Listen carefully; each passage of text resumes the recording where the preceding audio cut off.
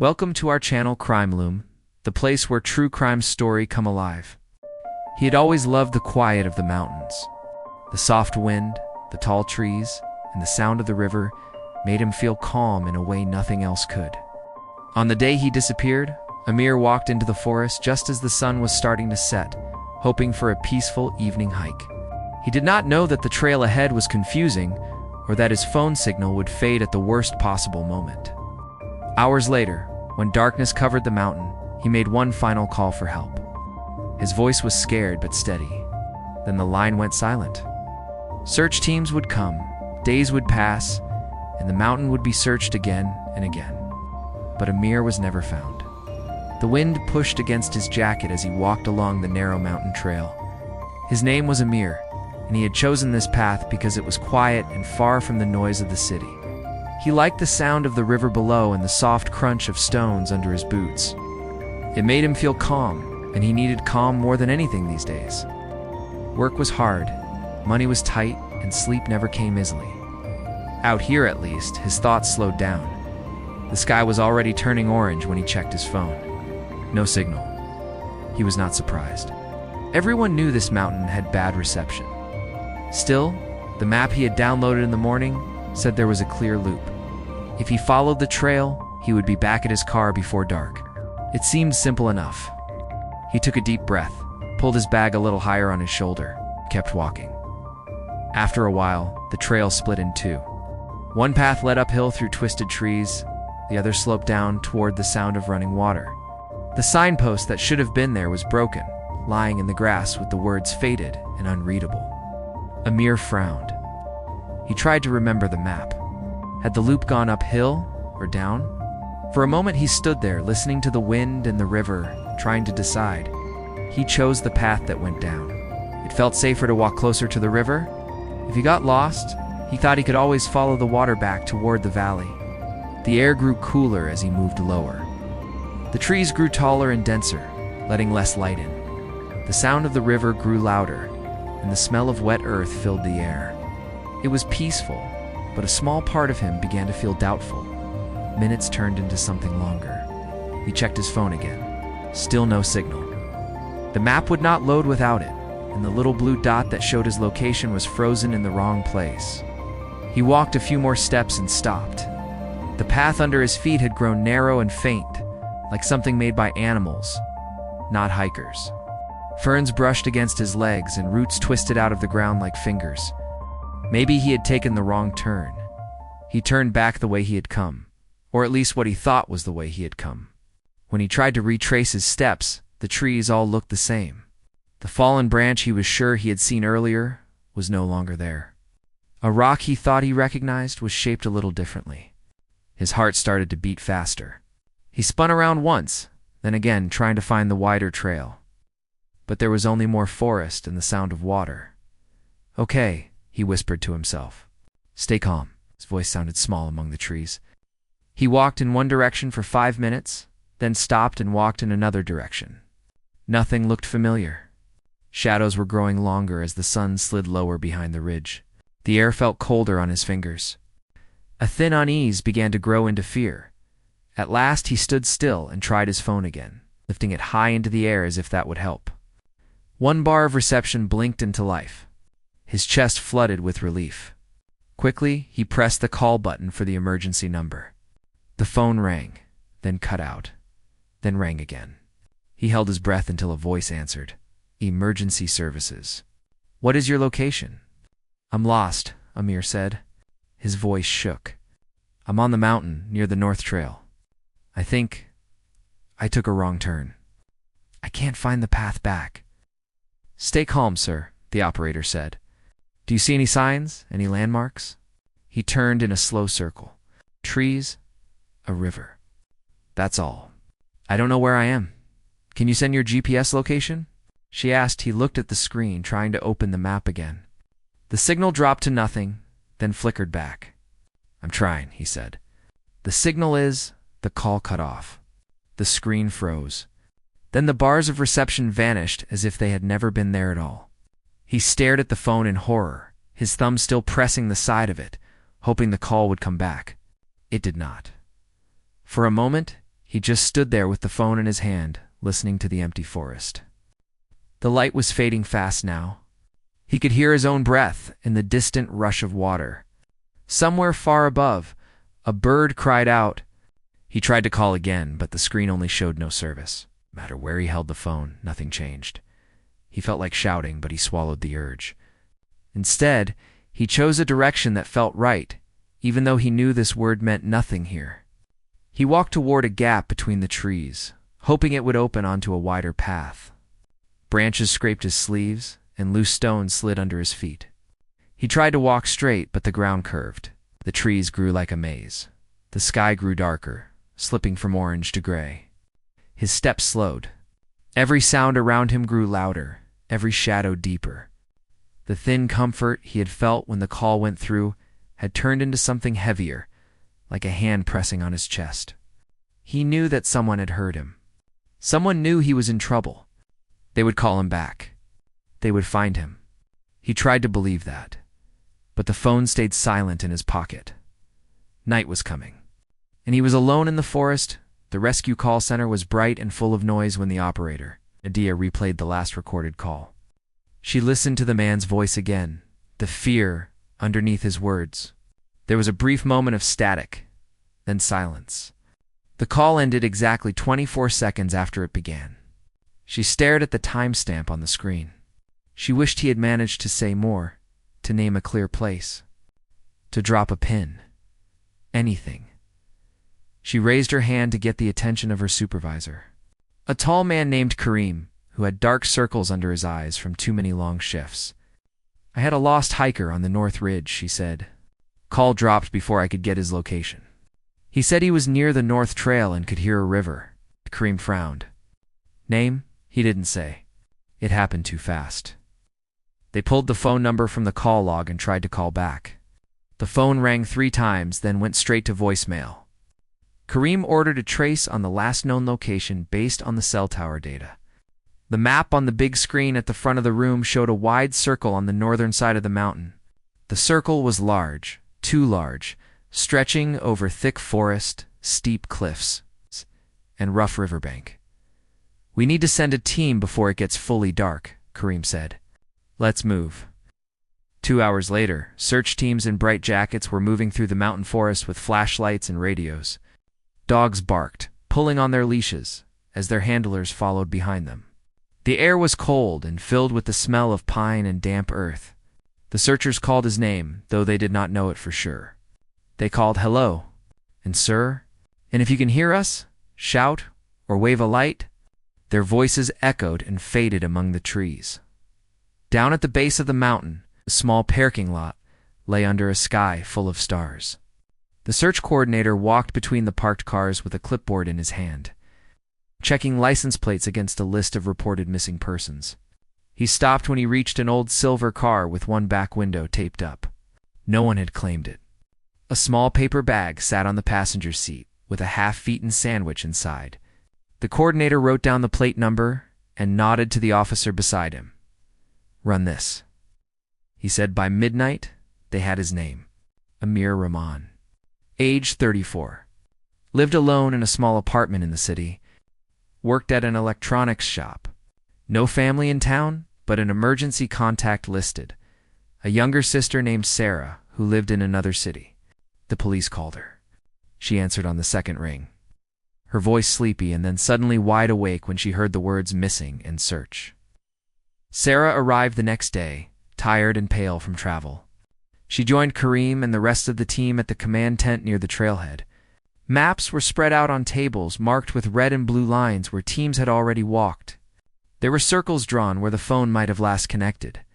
There were notes about dangerous cliffs, thick brush, and places where people often slipped. "He is careful," she kept saying. "He is not stupid. He loves hiking. But he always sends me photos and tells me his plans. He called for help, so he is still alive. He has to be." Karim listened with kind eyes, but he had heard many families say the same thing. Still, he did not argue. "We are searching every area we can reach," he said. The signal from his phone bounced between towers, so it is not exact. But we know he is somewhere on the north side, maybe near the river.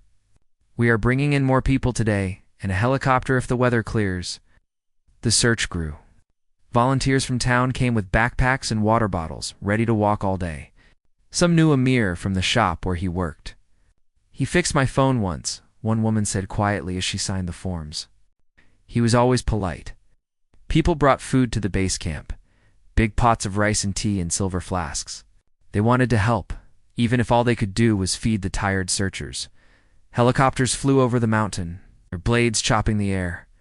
From above, the forest looked like a dark green sea, with a silver river cutting through it. Rescuers peered out with binoculars, looking for any bright color that did not belong: a jacket, a backpack, a waving arm. They saw nothing that matched, only the slow movement of branches and the flash of water over rocks. On the ground, the search teams followed the river. It was wild and fast in some places, calmer in others, with smooth stones along the banks. In a few spots, they found signs that someone had been there. A scuff mark on a rock, a broken branch where a hand might have grabbed for support. Once they found a footprint near a muddy patch, the tread sharp and fresh. It matched the pattern on the hiking boots they believed Amir was wearing, based on the shoes left at his home. Hope rose through the group like a sudden flame. "He was here," someone said. They followed the trail of small signs until, little by little, they faded into nothing again. Mud turned to dry ground. The forest swallowed all traces. The dogs sniffed the air and wind, confused. The handlers tried to encourage them, but the scent seemed to drift and break apart. When night fell, Sarah sat by the heaters in the command tent, hands wrapped around a cup of tea she barely drank. Her eyes stayed on the maps, as if she could pull her brother out of them by sheer will. She listened to the radio chatter, every burst of static making her jump. "Team 3-2 base," a voice said once. "We found a scarf. Black, near the western slope. Could belong to him. It was not his." She knew his scarf, and this one was different. Each false alarm felt like a small wound. Still, she refused to sleep anywhere but in a folding chair beside the maps. If there was news, she wanted to hear it first. The days passed. Rain came and turned parts of the trail to slippery mud. Some areas became too dangerous to search. The river rose higher, its voice louder and more angry. The teams did what they could, but their lines on the map were beginning to cover almost every reachable place. The red and blue marks twisted over the paper like threads woven too tight. And still, there was no sign of him.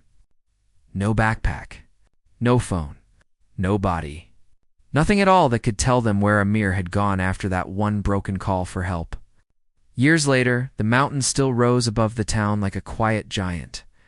The trees grew a little taller, and storms washed new lines into the riverbanks, but to most people it looked the same. Hikers still parked their cars at the trailhead. Children still threw stones into the river, watching them vanish into the fast water. But for some, the mountain was not just a pretty place. It was a reminder of a question that had never been answered. Sarah did not move away. At first, she had thought of leaving, of running as far as she could from the sight of those slopes. But something held her there. Maybe it was stubbornness. Maybe it was love. Maybe it was the feeling that if she went too far, her brother would not be able to find his way back to her. If he ever did come walking out of the trees one day. So she stayed. Every year, on the same date as the day of his disappearance, she went to the mountain. She stood by the trailhead sign, which now carried a small metal plaque warning hikers about poor phone reception and advising them to carry whistles, maps, and emergency beacons. At the bottom of the plaque, in tiny letters, was a line that read, "In memory of those who called for help and could not be reached." She knew that line was for him. She brought flowers sometimes just a stone she had painted with his name. She placed it on a flat rock near the start of the trail and cleaned away the moss and dirt from the older stones already there. Over the years, other families had added names and dates, a small garden of memory for people who had walked into the mountain and not returned. Stories grew around what had happened to Amir. Some people in town believed he had slipped on the wet rocks and fallen into the river. The water there was deep and fast, and it was easy to imagine a body carried away, hidden forever in some dark hollow between stones. Others remembered the old tales about the mountain, the ones that spoke of spirits that did not like to be disturbed. They said the forest could twist paths and turn people around when it wanted them to stay. At the small cafe near the base of the trail, where hikers came for tea and warm food, new visitors sometimes heard the story from locals. They would point up at the mountain and say, "Years ago, a man named Amir called for help from somewhere up there." They heard his voice at the call center, but by the time they went looking, he was gone. They searched for weeks. Never found a thing? Never. The new hikers would ask, a little uneasy. Never, the locals would say. For the rescue workers, his case stayed open for a long time. Kareem kept the file in a drawer in his office. Inside were the maps with their red and blue lines, printed photos of the search teams, the report from the phone company, and a small plastic bag with a copy of the key found on the car ring at the trailhead. Every so often, there would be a call about a bone found in the forest, or a torn piece of fabric, and the file would come out again. Tests would be done. So far, nothing had matched. Nadia, the operator who had taken his call, still remembered his voice. Sometimes, late at night, when the phones were quiet, she would sit back in her chair and hear those words in her mind. "I'm lost. I'm on the mountain." She had tried her best in that short moment, but it did not feel like enough. She knew the signal was to blame. The dead spots on the mountain, the way the call had cut out before she could do more. But guilt did not listen to reason. She began to push for better coverage in the area. She joined meetings with the phone companies and government officials. She spoke about how seconds mattered when people called for help.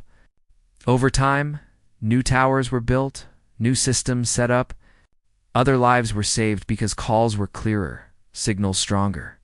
When someone thanked her, she would smile, but in her heart, she always thought of the man they had not been able to save. One autumn, about 10 years after Amir disappeared, a group of students went camping in a less-traveled part of the mountain. They followed a rough path that had not been marked on most maps and set up their tents near a curve in the river. As they gathered firewood, one of them noticed something half buried under a fallen branch. It was a faded piece of fabric, streaked with dirt and moss. Under it, there was an old plastic card, cracked and worn.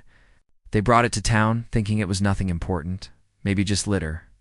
But someone at the cafe took one look and called the police. The card was a half-destroyed ID badge from an electronics shop. The name on it, though smudged, was still clear enough to read, Amir Rahman. The forest they had camped in became a search site once again. Teams walked the area with careful steps, brushing away leaves, checking under roots and stones. They found no body, no bones, nothing that could say for sure what had happened. It was as if only that one card had decided to come back from the mountain, to show that he had indeed been there, so far from the trails where they had once looked.